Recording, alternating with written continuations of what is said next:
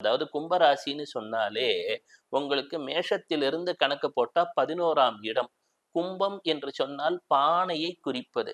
உலகிலே முதலிலே மனிதன் தன் பொருட்களை எங்கே சேமித்து வைத்திருப்பான்? பானையிலே தான் சேமித்து வைத்திருப்பான். உலகத்தோட முதல் லாக்கர், பேங்க்கு எல்லாமே இந்த பானை தான். அப்போ ஏற்கனவே இருக்கக்கூடிய ஒரு பொருளாதாரம் எனக்கு தட்டுப்பாடாக இருக்கிறது. இன்னும் வேண்டும் வேண்டும் என்று சொல்லக்கூடிய நிலை. இதுல உங்க ஜாதகத்துல கும்பத்துல ஏதான ஒரு கிரகம் இருந்தாலோ, சிம்மத்தில் ஏதேனும் கிரகம் இருந்தாலோ சற்று கவனமாகத்தான் இருக்க வேண்டும். இதுல கேதுன்னு சொன்னா ஒரு கயிறு நம்மை கட்டி விட்டது என்று சொன்னால் நம்மால் முன்னும் பின்னும் செல்ல இயலுவதில்லை. நமக்கு நாமே ஏதோ ஒரு கட்டுப்பாடுகளை விதித்துக் கொள்கிறோம். உதாரணமா குருவும் ராகுவும் சேர்ந்தால் அளவற்ற கடன் என்றும் சொல்லுவார்கள்.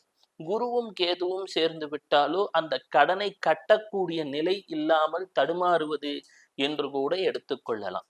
இந்த பெயர்ச்சியானது நாம் குறிப்பாக சொல்ல வேண்டும் என்றால் கும்பராசிக்கும் சிம்ம ராசிக்கும் சற்று சோதனைகளை தரக்கூடிய வாய்ப்பு உண்டு என்று கருத்தில் கொள்ளலாம்.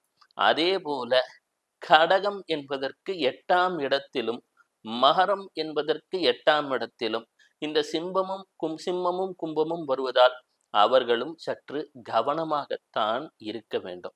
இப்ப என்னென்ன ராசி சொன்னேங்க?